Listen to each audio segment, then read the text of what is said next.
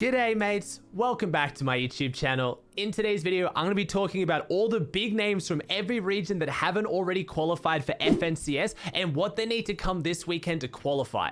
Heaps of you guys have been in my comments on YouTube or tweeting at me or coming by my stream asking me, is Zate going to qualify? Is Center going to qualify? SypherPK, Nick A30, all these questions, and I'm going to break it down because there's teams and players like Mongraal, Mitr0, X2Twins Jordan that basically need to come top 10 in their final week of the final round to qualify to heats. And you have other teams like Centered, like Zate, maybe like Nick A30 who don't need to have as big of a week, but I'm going to break down the series point leaderboard and tell you exactly what they need to place or as close as I can get it so you can follow along and know if your favorite pro or content creator is going to qualify to heats. I'm just going to do a quick breakdown of the qualification process in case any of you guys are confused. If you already know this, feel free to skip, but I'll make it nice and fast. There's been 3 weeks of qualifying rounds. We're 2 weeks out of the 3. Any team that comes top 10 in round 4, which is the final round of each qualifying week, they go straight through into heats. So that's going to make up 30 teams because it's 10 teams each week. You're going to need 132 teams to make up the heats because there's 4 in every region. So the other 102 teams are going to get through off consistency points, and that's what I'm going to be breaking down a lot of today. How many does each team have? How many do you get for making a certain round? So what round do they need to get into to then make it to heat? So just a quick little breakdown of how it works up until now as far as the format, in case you were confused. All the information I'm going to be using in today's video was actually provided by Kinch Analytics. So if you want to check out where you stand on the series leaderboard, if you want to know where you're at, check out the link in the description. I'll also be putting all his socials down there because he's just an awesome dude in the community who posts so much content, like how many points you're going to need to make DreamHack and just all that statistic stuff that you guys always come to me and think I'm super smart for knowing. And I always tell you, go check out Kinch.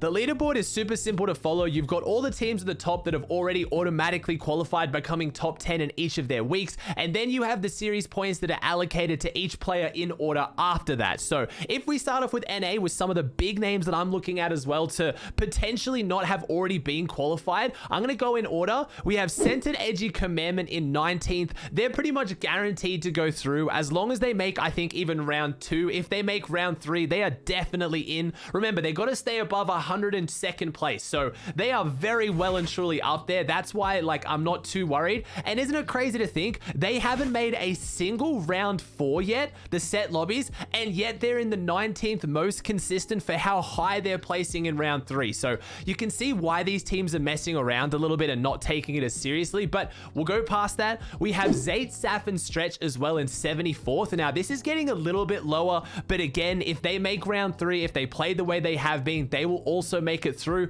But it's getting more towards the point now, if they somehow just have a terrible round 1, and I mean, we've seen it with other big names like Mongraal and Mitr0, it's possible to not make it out of round 1. There is a potential they miss out. Again, I think they're gonna be fine. They changed drop spots to Hydro Dam. It's Zate, Saf, and Stretch. I'm not even fully convinced they're not trying to throw this to not make the set lobbies so they can keep their secrets. I don't know. Zate's done weirder things in the past, trust me. I know you guys in the comments always say I give them too much credit, you're too nice to the pros, but trust me, this guy's done some pretty big brain stuff. I wouldn't put it past them. Now we get a little bit further towards the part where the teams need a really big week. We have Arab Innocence and Nate Hill coming in 134th, so they're outside that top 102. They really need to make round 3 and a high round 3. If they make round 4 though, they're pretty much guaranteed in. If they make round 4, even if they don't get top 10 in round 4, they should be through. They haven't yet made round 4, but they've been playing pretty consistently with their kind of go height or just die strategy. It scares me a little bit that if they don't get enough games where they actually get the high ground wins, there is a potential for them to go out in round 2, but I have faith in the big Arab. I think they'll be able to pull it off, and I hope to see them in heats as well.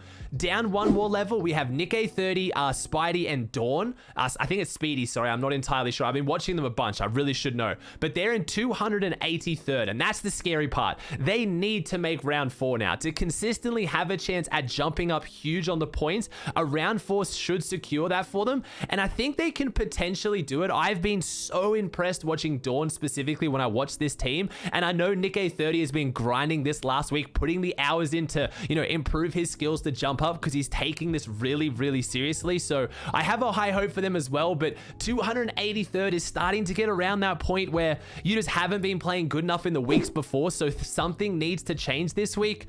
The last team I want to talk about on NA East is the one that needs a monumental week. I think they would honestly need to probably come top 10 in round 4. Maybe a round 4 will do it, but I just don't think so. That's Nickmercs, SypherPK, and Coop. They're sitting in 787th right now on consistency. Struggling to make it out of round 1 last week really set them back. Round 1, they went all right. Week 1, they went all right. They made it to round 2. They didn't make it to round 3, but they were doing well, and they got really high on round 1. Unfortunately, though, last week did set them back, so they need a huge week. And I don't know, do I think they can do it? It's gonna be tough. You've got Nickmercs and SypherPK who haven't really played in set lobby style custom games in I don't even know how long, but they can do it. It's not out of the realms of possibility, but they're going to need a massive week, and I can't wait to watch it on stream. It's going to be sick to follow along and cheer them on, but yeah, almost 800th is not looking good. Now, before I move off NA, I know what a lot of you guys are going to say, like, oh, what about Acorn, Jack, and Slacks, or what about Chap's team? The teams that have made round 4 every single week, even if they didn't make top 10, they're guaranteed through. That's why they're skybasing. That's why they're building giant staircases. They know they're through. Slacks, Jack, and Acorn right now are in first place out of the 102 they need to be. I'm pretty sure if they don't even make it out of round 1 this week, I think the potential is there that they would still go through. There is no way they throw hard enough to not go through. The same applies for other teams like Creo, Illust, Avery, Ocus, Blake, Ronaldo, Jamper, Nosh, Paper. All those teams that are in the very top of the leaderboard, you can go check it out. They're well and truly safe. So I only mentioned the ones that haven't made round 4 once yet, so their points are a little bit lower than the rest. The other teams that are making round 4 but just not getting top 10, they're pretty much guaranteed through anyway. Moving on to EU, the big one we have to start with, and I know last time I went from top to bottom, but we're going to start at the bottom because this is the big talking point. We have Mongraal, Mitr0 on 0. They have nothing. They've said they're going to be playing with a new team coming into this week, so they have no consistency points. So there's no confusion in this. They have to make round 4, and they have to come top 10 in round 4 with a brand new team. We have Mongraal announcing me and Mitr0 still open to options. We are both grinding really hard now. I want to clutch up last week off stream. If you don't have enough series points, DM. So they're aware that all the good teams that already have decent series points aren't going to take a risk on them. So they've got to try and find a player that is willing to either give up their series points or has no series points that's good enough to make top 10 of round 4 with a team that's only made it out of round 1 once and didn't make it out of round 2. So things are looking scary. Things are looking very, very scary for this team. Do I think they can do it? Honestly, most likely not, but I would love to be proven wrong. I would be the happiest person to be proven wrong. They find someone who's an absolute beast, they dominate their way through to round 4, and then in round 4, they come top 10. But this is the last week when teams are actually going to be trying as well. No one's going to be messing around because there's no point, throwing your games deliberately like we've already talked about for the other weeks and the other regions. So they're going to have to do it in the hardest week with, 20 good teams being out of the way, but it's EU. You take out the top 20 teams, there is still 10 phenomenal teams that are going to make it into round 4, and they have to beat at least one of them to get inside the top 10. So I don't know, it's not looking great. I hope, like I said in my video recently, they hit the VODs, they did some scrims, they started practicing, and they've really got it under them to figure out what's going on this week, but things are looking rough. I should also cover the fact, sorry, that Mongraal and Mitr0 have split with Quinten. I just realized I wanted to put that in a video recently, but didn't have any kind of videos that it fit in, so now would be a good time to talk about it. They did split up. Quinten tweeted out saying, entire FNCS effed because of my trio situation. If I don't find a good trio for the next FNCS, I'm not going to grind this game anymore. And then he retweeted that saying, by the way, I'm looking for a trio to clutch top 10 last week. I didn't speak to Mongraal and Mitr0 after yesterday, but we are not a good trio anyway, and don't reply to DMs. I don't think they care about this FNCS anymore, DM me. And that's kind of what I talked about in my video recently. It's not whether I think Mongraal and Mitr0 are great players still, do I think they're washed, all this stuff. It's just very clear they don't care. So I hope they turn it around. I hope that didn't scare off good teams, because I feel like if you're a good player and you've now heard Quinten say that this FNCS, you heard Tayson say a similar thing last FNCS, I don't know who's going to give Mongraal and Mitr0 a chance at this point, but again, I hope someone does. The other two big EU teams that I'm keeping an eye on that are outside the qualification right now are the teams that changed and split up with that whole Mongraal, Mitr0, Benji drama. So we have Letshes, Wolfies, and Savid, who are in 657th on the consistency leaderboards. Because they didn't make round 4 last week, they didn't even make round 3. They really struggled to get their points up, and it shows. But at the same time, they do have the potential to pop off and make round 4. And I think making round 4, even if they didn't make a top 10 on that position, could get them inside that 102 mark. So I don't know. They have the potential to make a top 10 as well. So the pressure is really on them. They have to do much better than they did last week, but the potential is still there. I'm not too worried about this team, but I will be keeping a very close eye on it. The last team is the team that doesn't have too much to worry about. They only formed with 1 week, which is ZQ, CRR, and Leo. Because they only just missed out on round 4 as a new team last week, they got a lot of consistency points. That jumped them up into 155th. So if they play the same way this week and get a high round 3 or even a round 4, they will be qualifying through off consistency. So the pressure isn't on them as much to get that big top 102 teams. As far as the smaller regions goes, I didn't think I'd have to mention any teams, because like I've been talking about, Middle East, Asia, NA West, OCE, a lot of the smaller regions that just have those really good teams at the top, but don't have a fantastic average player pool when it comes to pros, they have 4 heats. Like OCE has 4 heats. 132 teams to come in the top of that is very, very easy. But we do have one team, or I guess one player worth talking about, and that's X2Twins Jordan. Because of all the drama recently with him splitting with his brother, because Jesse's retiring, I want to say split. It doesn't make a lot of sense, because technically they have split though, but Jesse's just not playing anymore. Jordan is looking for one more with Squeaks, which was Jesse, Jordan, and their partner, their trio before this. So they're looking for one more, but they have 0 points. They're in the same situation as Mongraal and Mitr0. They're leaving it to the last week. So even though it's easy on OCE, they need to get a top 10 now. They need to get top 10 in round 4 if they're going to qualify through off consistency. Can they do it? Definitely.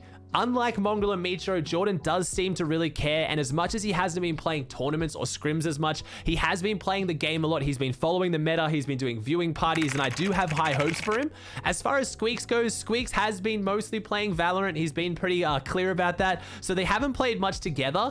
But if they can find a good teammate to snake from another team, because there is no one in OCE right now without a team with consistency points that would be worth playing with, it's gonna take them having to make a team split, which is a little bit sad, because I guarantee a team who's placed top 10, who has a qualification spot, is probably going to lose their qualification spot so one of them can split and play with Jordan and Squeaks. It's just how I see OCE going. I know OCE really well, and there will be a team out there who's come top 10 with a decent team that they know they won't do well in grand finals with, who will try to take the chance to play with Jordan and Squeaks. For that, obviously, they're going to have to fully disband the team, and I imagine the 2 teammates won't be too happy about that. So if that happens, it's going to be crazy, because it could cause a pretty big rift between the teammates. Because I don't know, if I had guaranteed qualified and there's 1 week to go and my teammate's like, hey man, you need to send this email in, or you need to fill out this form so we can split up as a team, and you need to give up your qualification spot so I can try and go and get it with Jordan and Squeaks, I don't know, that wouldn't go down too well for me. So I can expect this to go a little bit ugly, especially now if Twins don't qualify, or Jordan doesn't qualify. I'm so used to saying Twins. Or the team that someone splits from doesn't qualify. Their teammates don't qualify. People are going to be unhappy. All right, guys, that does it for another video. I just wanted to do one to kind of let you guys know which teams are coming into this week that things are a bit scarier for. I will be watching all the games on my Twitch channel, twitch.tv/Aussie Antics. Check it out. I'll be following all these storylines if you want to come and have a good time with me, because it's going to be crazy, man. Watching Nick30, Nickmercs, content creators like that coming back, taking competitively seriously is so exciting when you're cheering them on. Trying to see if there's any big upsets, you know, like does CRR's team go out in round 1 or 2? Does Letshes' team team fall? Can we see Mongraal and Mitr0 make it through? I'm so excited for the last week of FNCS. I wanted to get you guys excited too. So if you liked the video, please chuck a like on it. If you haven't already, please subscribe to the channel. Thank you so much for watching. I hope you enjoyed the video, and I'll see you in the next one.